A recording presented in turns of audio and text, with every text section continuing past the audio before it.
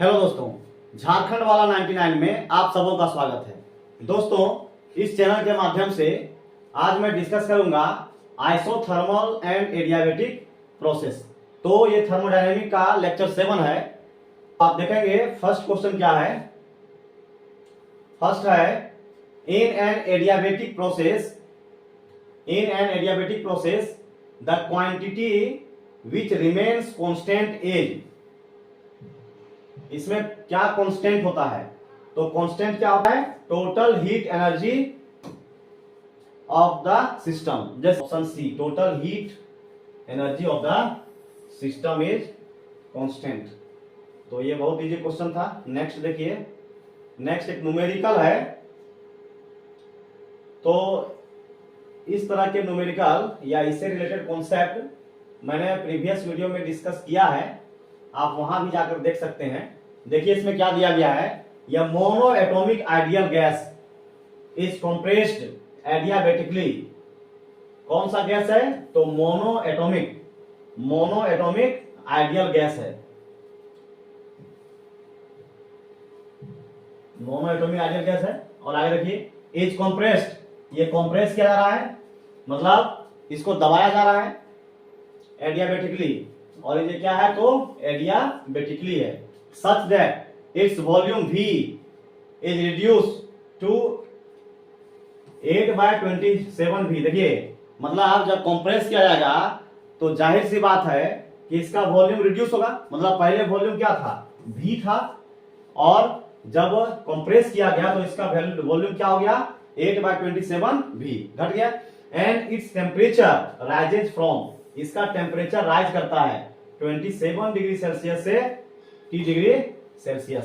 The value of T will be, मतलब इसका temperature rise किया 27 डिग्री सेल्सियस से 30 डिग्री सेल्सियस, तो इसका volume, the value of T will be, तो T का वैल्यू क्या होगा? तो देखिए बहुत सिंपल है। इसको क्या करेंगे, सबसे पहले देखिए क्वेश्चन में क्या क्या दिया हुआ है ये आप नोट करेंगे। क्वेश्चन में क्या क्या दिया हुआ है? तो इसमें दिया गया है V1, वॉल्यूम V1 क्या है? V1 V है। और यहां पे देखेंगे V2 क्या है? V2 क्या है? तो 8/27V, ये V2 का वैल्यू है। अब देखिए, and its temperature rises from, इसका टेम्परेचर राइज हो रहा है। तो पहले का टेम्परेचर, इनिशियल टेम्परेचर क्या था? 27 डिग्री सेल्सियस। इसको केल्विन में बदलेंगे तो 27 प्लस 273, मतलब 300 केल्विन आ गया। तो ये T1 हो गया। अब T2 देखिए, T2 यदि आप निकालेंगे तो ये 30 डिग्री सेल्सियस राइज कर रहा है। राइज कर रहा है मतलब T प्लस 273 होगा।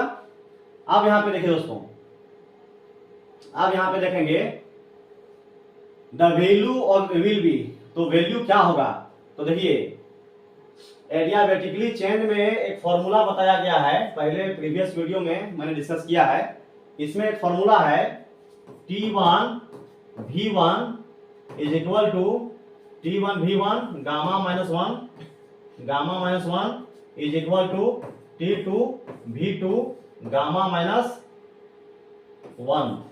तो ये जो है फॉर्मूला एडियाबेटिक चेंज के लिए होता है। ये फॉर्मूला किसके लिए है? एडियाबेटिक चेंज के लिए।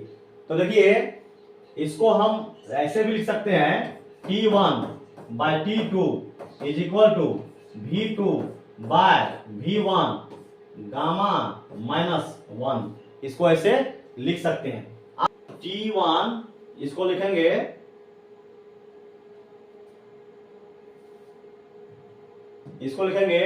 T1/T2 is equal to V2/V1 gamma minus 1। तो दोस्तों, गामा का वैल्यू जो अभी आया, ये कितना आया? 5/3 आया। गामा का value, gamma equal to CP/CV, जिसका वैल्यू क्या आया? 5/3। और V1 और V2 का तो वैल्यू दिया हुआ है। V1 को क्या माने? इसको V1 मान लीजिए, और इसको क्या मान लीजिए? V2। तो इसका वैल्यू दिया हुआ है। टेम्परेचर को केल्विन में बदलना है, तो इसका हो जाएगा 300 केल्विन, और इसका हो जाएगा, ये T1 है, और ये T2 है, T2 हो जाएगा T प्लस 273। तो इसको ऐसे लिख सकते हैं। अब आप लोग देखिए यहां पे जो है ये T1 कितना है 300 केल्विन, और ये क्या है T प्लस 273, और ये क्या हो जाएगा V1 का वैल्यू, V2 का वैल्यू 8/27 K, 8/27 V, और ये V1 तो V है, और इस पर होल पावर क्या है गामा माइनस 1। तो देखिए V और V क्या हो जाएगा कैंसिल हो जाएगा। अब देखिए 8/27 पर पावर कितना हो जाएगा गामा का वैल्यू 5/3 माइनस 1 हो जाएगा। तो यहां पे लिखेंगे, यहां पे क्या लिखेंगे 8/27 5/3 माइनस 1, तो क्या हो जाएगा 2/3, यानी 8/27 को हम क्या लिखेंगे 2 का पावर 3 और 3 का पावर 3, पर पावर कितना हो जाएगा 2/3, दैट मीन्स 2/3 का पावर 3 इंटू 2/3, तो 3 कैंसिल हो गया, मतलब 2 का पावर 3 का स्क्वायर, दैट मीन्स 4/9। तो 4/9 आया। ये 4/9 किसके इक्वल है, तो 4/9 इक्वल है 300/T प्लस 273। तो इसको फ्रेश से लिखेंगे। देखिए आगे जो कैलकुलेशन होगा ये कहां तक आया था, तो 300T प्लस 273। इसके बाद क्या होगा यहाँ पे, तो यहाँ पे होगा 8/27 का पावर कितना था, इसका पावर था 5/3 माइनस 1, तो 8/27 ये 5/3 माइनस 1, तो क्या आ जाएगा 2/3। इसको लिख सकते हैं 2/3 का होल पावर 3, और पहले से है 2/3, तो ये 3 कैंसल हो गया, मतलब ये फाइनल आएगा 4/9। ये 4/9 आ गया। ये किसके इक्वल है, तो 3000 बाय T प्लस 273, मतलब हम लिख सकते हैं 3000T प्लस 273 इक्वल टू 4/9। तो इसमें आप कुछ नहीं है दोस्तों, इसको सॉल्व करेंगे, तो इसको सॉल्व करने के बाद आपका जो फाइनल आंसर आएगा ये क्या आएगा 402 डिग्री सेल्सियस। ये क्रॉस मल्टीप्लाई होगा, ये क्रॉस मल्टीप्लाई होगा, इसके बाद फाइनल आंसर ये आएगा। तो ये क्वेश्चन डिफिकल्ट नहीं था, ये बहुत इजी क्वेश्चन था, और ये जो कॉन्सेप्ट है ये मैंने पहले वीडियो में बताया है, प्रीवियस वीडियो से रिलेटेड कॉन्सेप्ट इसमें था। तो मैं उम्मीद करता हूं कि इसको आप अच्छी तरह से समझ गए होंगे। नेक्स्ट देखिए, नेक्स्ट आप देखेंगे क्वेश्चन नंबर 3। क्वेश्चन नंबर 3 में क्या है देखिए,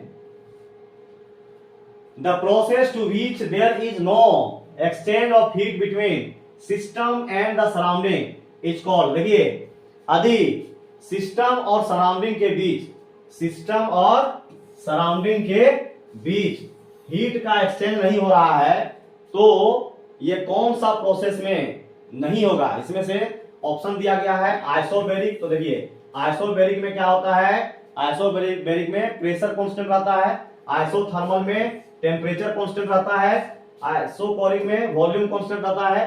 तो इसका जो राइट ऑप्शन होगा ये क्या होगा, राइट ऑप्शन एडियाबेटिक होगा। राइट ऑप्शन डी होगा एडियाबेटिक। तो ये भी नहीं होगा, ये भी नहीं होगा, और ये भी नहीं होगा। क्या होगा, राइट ऑप्शन एडियाबेटिक। एडियाबेटिक में क्या होगा दोस्तों, डेल्टा क्यू का वैल्यू 0, मतलब हीट कांस्टेंट होता है। तो हीट जब कांस्टेंट होगा तो सिस्टम और सराउंडिंग के बीच, सिस्टम और सराउंडिंग के बीच हीट का ट्रांसफर, हीट का एक्सचेंज नहीं होगा। तो मैं उम्मीद करता हूं ये क्वेश्चन आप बहुत अच्छी तरीके से समझ गए होंगे। नेक्स्ट क्वेश्चन देखिए, नेक्स्ट क्वेश्चन क्या है, नेक्स्ट क्वेश्चन है the thermos flask containing coffee is vigorously shaken. देखिए क्वेश्चन क्या बोल रहा है, कोई थर्मल फ्लास्क है जिसमें क्या रखा हुआ है, कॉफी रखा हुआ है। क्या रखा हुआ है, कॉफी। और इसको क्या किया जा रहा है, वाइगोरसली सेकेंड, मतलब इसको बहुत तेजी से हिला रहे हैं, बहुत तेजी से हिला रहे हैं। द ट्रू स्टेटमेंट इज, तो कोई भी लिक्विड को यदि मान लीजिए बहुत तेजी से हिलाएंगे तो क्या होगा, काइनेटिक एनर्जी बढ़ेगा, मॉलिक्यूल का काइनेटिक एनर्जी बढ़ेगा। और काइनेटिक एनर्जी जब बढ़ेगा तो काइनेटिक एनर्जी बढ़ने से हीट बढ़ेगा। तो इसमें देखिए राइट ऑप्शन क्या हो सकता है, यहां पे दिया हुआ है इट्स टेम्परेचर राइजेज। क्या इसका टेम्परेचर राइज होगा, तो ऑब्वियसली इसका टेम्परेचर राइज होगा, क्योंकि काइनेटिक एनर्जी बढ़ने से मॉलिक्यूल का जब काइनेटिक एनर्जी बढ़ेगा तो टेम्परेचर भी बढ़ेगा। Some heat is added to it, ये तो होगा नहीं, कुछ हीट को हम ऐड करें, नहीं ये तो नहीं होगा। Work has been done on it, क्या इस पर हम वर्क कर रहे हैं, ये भी नहीं होगा। It's internal energy has change, क्या इसका इंटरनल एनर्जी चेंज होगा, तो इसका राइट ऑप्शन क्या होगा, इसका टेम्परेचर बढ़ेगा। चलिए आगे देखिए, आगे देखेंगे नेक्स्ट क्वेश्चन, क्वेश्चन नंबर 5। ये litre of compress diatomic gas, ये litre of compress diatomic gas, इसमें क्या दिया हुआ है, वॉल्यूम दिया हुआ है, मतलब ये जो है ये V1 का वैल्यू है।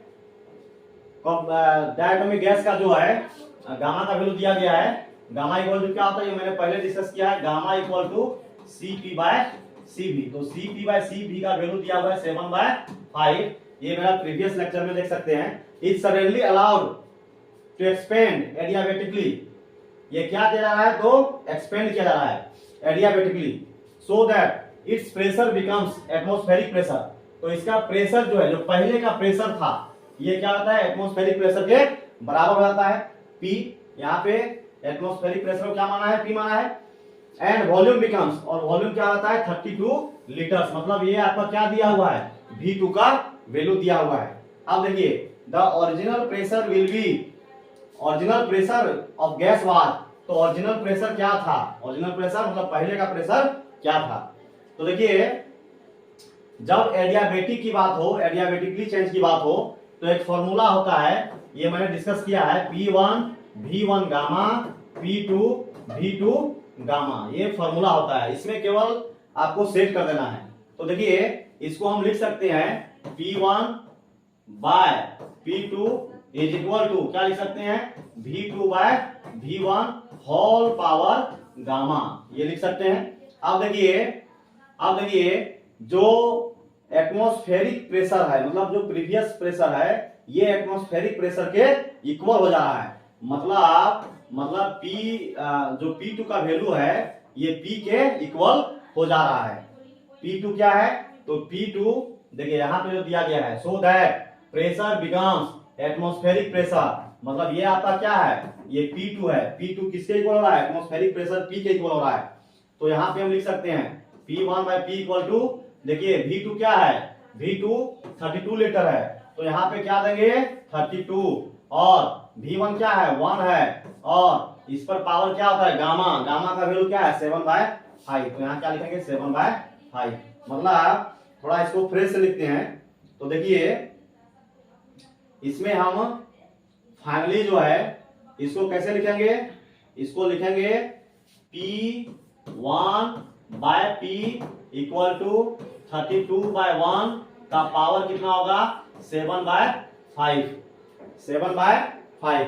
तो देखिए इसको सॉल्व करेंगे तो क्या होगा, P1 bye P equal to 32/1 मतलब 32 हुआ, तो 2 का पावर 5 इंटू 7 का पावर 5 लिख सकते हैं, 5 कैंसिल हो गया, मतलब 2 का पावर 7, तो 128 होगा, ये होगा। अब देखिए P1 इक्वल टू क्या हो जाएगा, P1 इक्वल टू 128P, तो ये किसके इक्वल हो, ये किसके इक्वल है, मतलब कौन सा ऑप्शन करेक्ट होगा, ऑप्शन सी। तो मैं उम्मीद करता हूं दोस्तों ये क्वेश्चन आप बहुत ही इजीली तरीके से समझ गए होंगे। आगे देखिए क्वेश्चन नंबर 6 क्या है, क्वेश्चन नंबर 6 है the pressure temperature relationship of an ideal gas undergoing adiabatic change. देखिए एडियाबेटिक चेंज की जब बात हो और यहाँ पे क्या रिलेशन दिया गया है, तो प्रेशर टेम्परेचर रिलेशन। तो ये मैंने प्रीवियस वीडियो में डिस्कस किया है। ये जो है क्या होता है, P1 minus gamma T gamma is equal to constant. तो इसका राइट ऑप्शन ए होगा। नेक्स्ट देखिए, for an isothermal expansion of the perfect gas, the value of delta P by P is equal to, देखिए delta P by P किसके equal होगा, तो देखिए एक फॉर्मूला हम लिखाए हैं।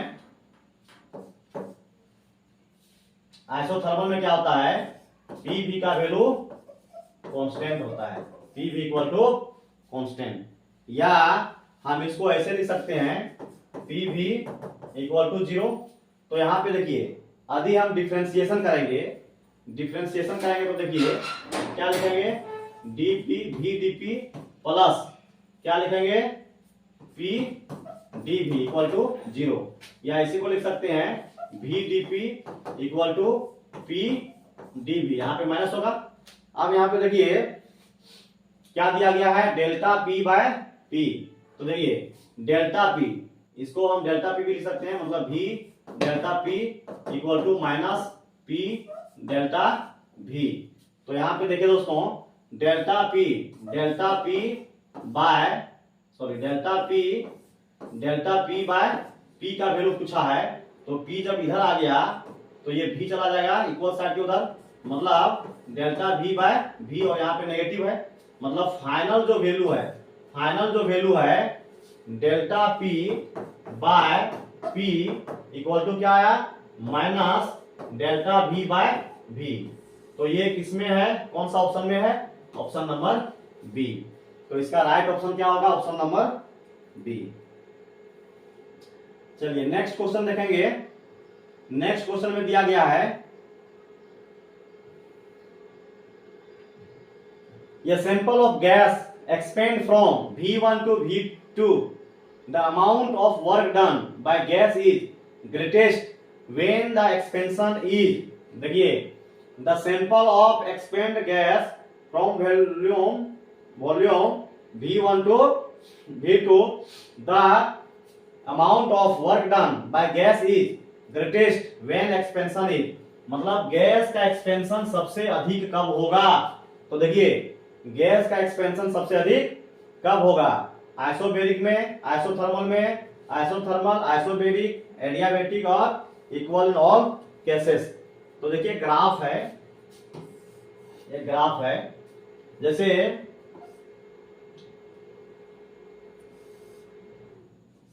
साइड होकर बनाइएगा थोड़ा, ये इस तरह का ग्राफ है। तो इसमें जो ये किसका ग्राफ है, तो प्रेशर और वॉल्यूम का ग्राफ है।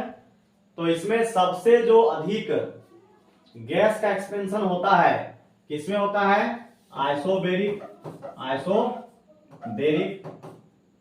आइसोथर्मल सेकंड क्या है, आइसोथर्मल, और सबसे लास्ट क्या होगा, एडियाबेटिक।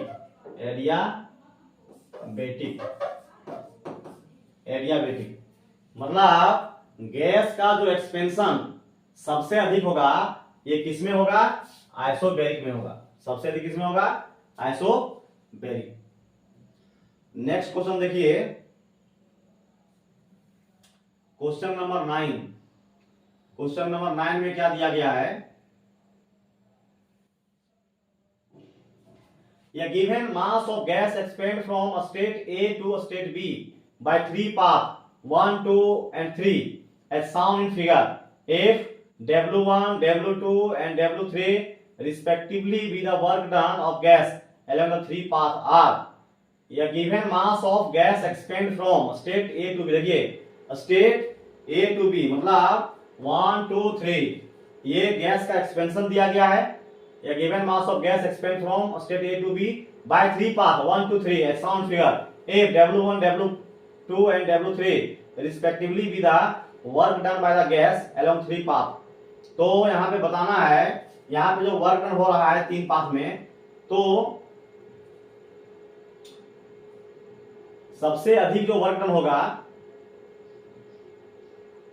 किसमें होगा, या कौन सा रिलेशन सही है? सबसे अधिक क्या W1 होगा, W1, W2, W3 होगा।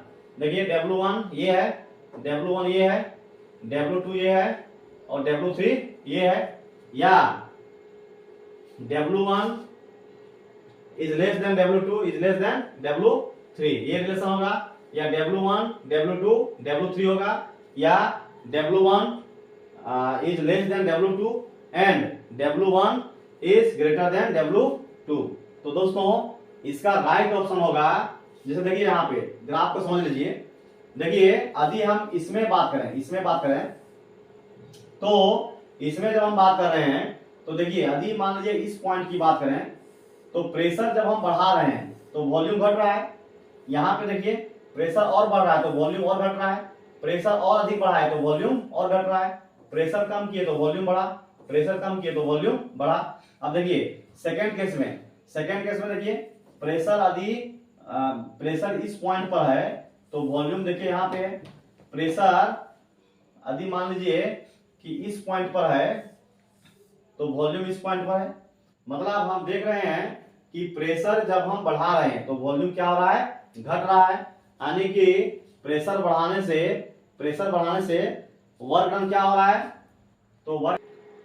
हाँ तो दोस्तों इस ग्राफ से सीधा आप क्या समझ रहे हैं, इस ग्राफ से देखिए सीधा यहाँ पे क्या इंडिकेट हो रहा है, मतलब प्रेशर जब बढ़ेगा तो वॉल्यूम क्या होगा, घटेगा, या प्रेशर जब घटेगा तो वॉल्यूम क्या होगा, बढ़ेगा। जैसे यहाँ पे देखिए प्रेशर मान लीजिए बढ़ा तो वॉल्यूम क्या होगा, घटा।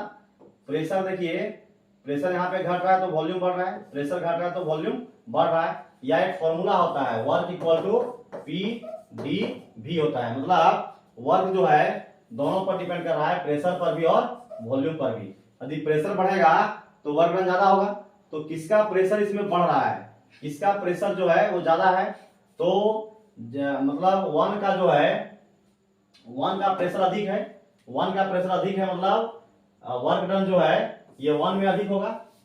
तो सेकेंड क्या है 2 में, इसके बाद क्या है work done of 1 is greater than 2 is greater than 3। तो इसका राइट ऑप्शन जो होगा वो क्या होगा, क्वेश्चन नंबर ए। आगे देखिए, for same change in volume during isobaric, isothermal and adiabatic process the work done is minimum is. देखेंगे दोस्तों यहाँ पे जैसे for same change in volume during isobaric, isothermal and adiabatic process the work done is minimum in. तो देखिए graph जो है, ये ग्राफ के बारे में मैंने डिस्कस पहले भी किया है।